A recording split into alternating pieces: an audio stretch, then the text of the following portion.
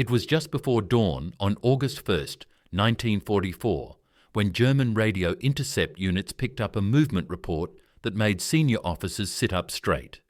American armoured columns were shifting again, not slowly, not cautiously. Fast. Too fast.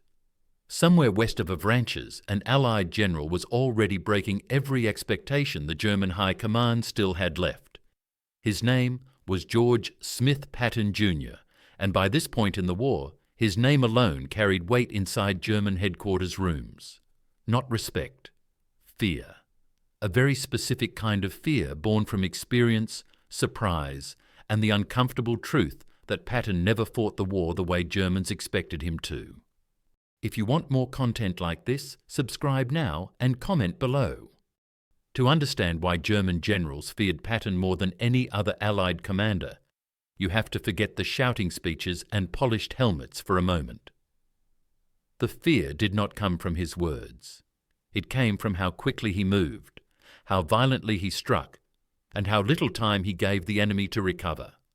German officers were trained to expect order, rhythm, and logic in warfare. Patton shattered all three. He did not wait for perfect conditions. He did not pause to secure every flank. He believed hesitation killed more soldiers than risk. That belief made him dangerous. German intelligence first began taking Patton seriously long before Normandy. In North Africa, during the winter of 1942 and early 1943, German reports repeatedly mentioned an American commander who reacted faster than expected. After the disaster at Kasserine Pass in February 1943, German commanders initially dismissed American forces as inexperienced and clumsy. But something changed by March. When Patton took command of II Corps on March 6, 1943, German field reports quickly noticed a shift. American units became aggressive. Counterattacks came sooner. Defensive lines stiffened. Patton did not give the Germans time to breathe. Field Marshal Erwin Rommel, who commanded Axis forces in North Africa, recognized this immediately. Rommel understood speed and pressure better than most generals alive. When Patton began pushing American armor forward in Tunisia, Rommel noted that this American general did not fight defensively like others. Patton attacked even when the situation was unclear. For German commanders trained to exploit hesitation, this was deeply unsettling. Patton denied them their favorite weapon: time. By the time North Africa ended in May 1943, Patton had already earned a reputation inside German command circles as unpredictable. But it was in Sicily, beginning July 10, 1943, where fear began to replace curiosity. During the invasion of Sicily, Patton commanded the US 7th Army. Officially, his role was secondary. British General Bernard Montgomery was meant to lead the main push. Patton was supposed to protect the flank. He did not do that. Instead, he saw opportunity and took it. German commanders in Sicily expected slow Allied movement through difficult terrain. They expected coordination delays between American and British forces. What they got instead was Patton driving his units across the island at a pace that ignored standard doctrine. When German positions collapsed near Palermo on July 22, 1943, the speed shocked everyone. Patton had moved nearly 100 miles in days through poor roads and constant resistance. German reports described American armor appearing where it should not have been able to reach yet. That kind of movement breaks planning. German generals hated that. Speed was only part of it. Patton also attacked relentlessly. German doctrine valued strong defensive positions, layered withdrawals, and counterpunches. Patton disrupted that cycle. He struck before German units could regroup. He advanced at night. He pushed tired soldiers forward when doctrine said to pause. German commanders learned that if they waited to react, Patton was already behind them. By late 1943, German intelligence believed Patton was the most aggressive Allied armoured commander. That belief would shape one of the most important deception operations of the entire war. As Allied forces prepared for the Normandy invasion in 1944, German High Command became obsessed with Patton's whereabouts. Adolf Hitler himself believed Patton would lead the main invasion force, not Eisenhower, not Montgomery. Patton. This fear was so strong that the Allies built an entire fake army around him. The first US Army Group, or Fusag, existed almost entirely on paper. Inflatable tanks, fake radio traffic, dummy camps in southeast England, all designed around one idea. If Patton appeared to be in charge, the Germans would believe the attack was real. And they did. German commanders along the Pas-de-Calais coast waited for Patton even after Allied troops landed in Normandy on June 6, 1944. For weeks they refused to move armoured divisions south because they were convinced Patton's main strike was still coming. That delay cost Germany dearly. It also revealed just how deeply Patton lived in their minds. No other Allied general inspired that level of fixation. When Patton finally did take the field in Normandy on August 1, 1944, commanding the newly activated US Third Army, the German nightmare became real. The breakout at Avranches unleashed Patton into open country, exactly the environment he loved. German units were already stretched thin after weeks of fighting. Patton did not give them relief. He pushed east and south simultaneously, forcing German commanders to guess his next move. They guessed wrong again and again. German General Günther von Kluge, commanding Army Group B, wrote in his reports that American forces were advancing with reckless speed. That word was meant as criticism. In reality, it described Patton perfectly. He did not fear outrunning his supply lines. He demanded fuel, ammunition, and movement. And he got them. German units found themselves flanked before they even knew Patton was nearby. The encirclement at Falaise in August 1944 became another lesson. While British and Canadian forces pressed from the north, Patton drove from the south, trapping thousands of German soldiers.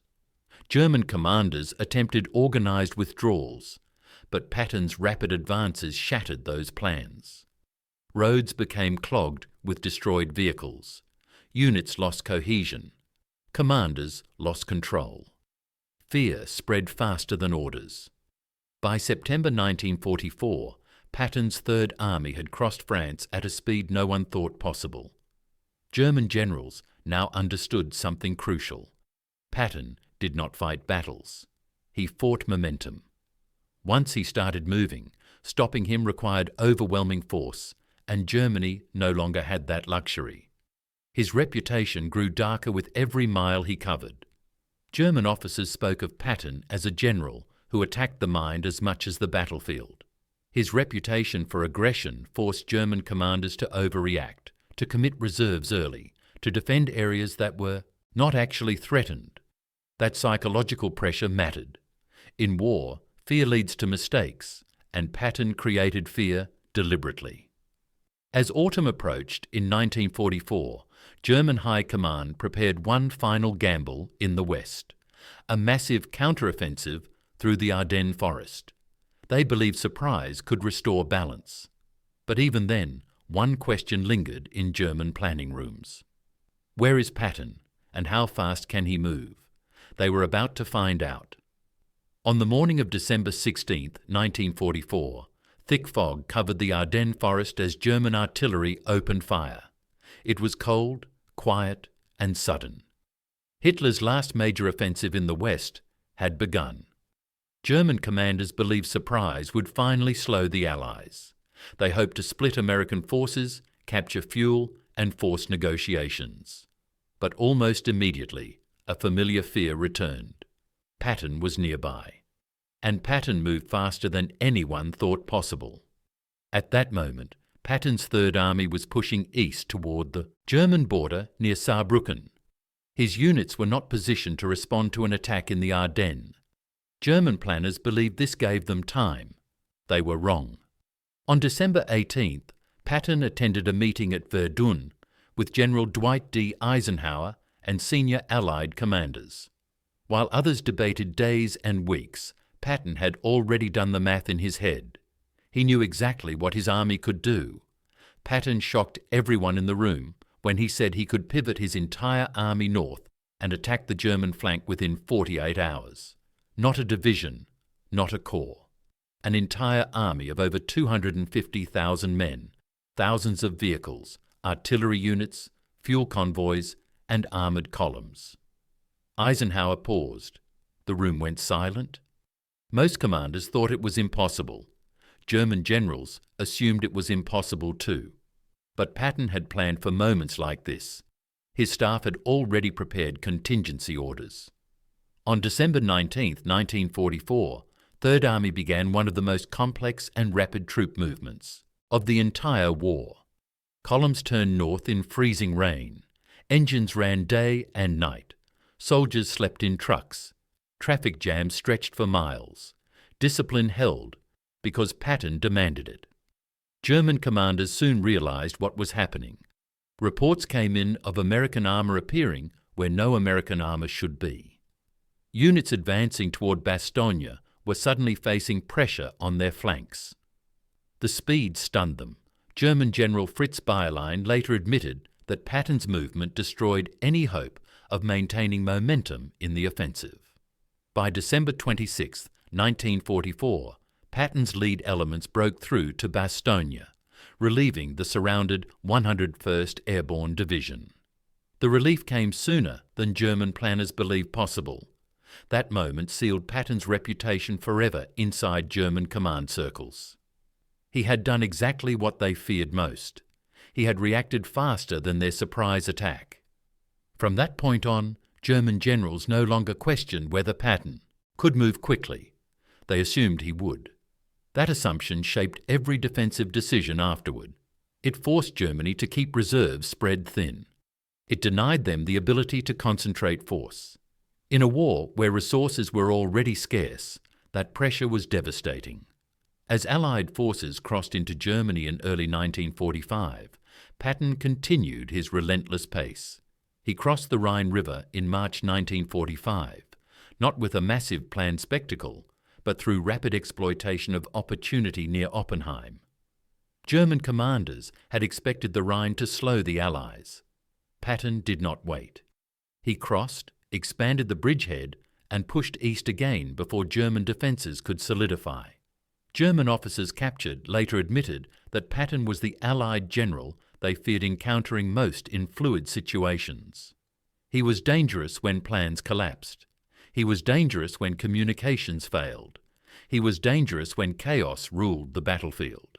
Other Allied commanders were methodical and careful. Patton thrived in disorder. Fear of Patton was not based on myth. It was built from reports, losses, and broken expectations. German generals feared him because he refused to fight the war they had trained for. He ignored traditional pauses. He forced decisions under pressure. He punished hesitation. He made mistakes, but he recovered faster than anyone else.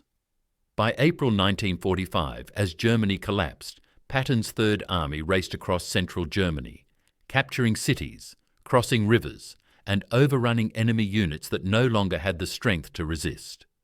The war in Europe ended on May 7, 1945.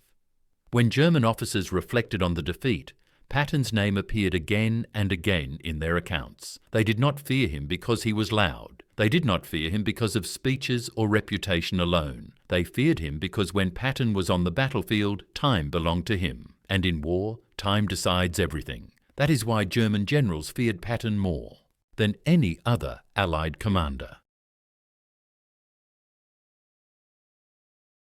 If you want more content like this, subscribe now and comment below.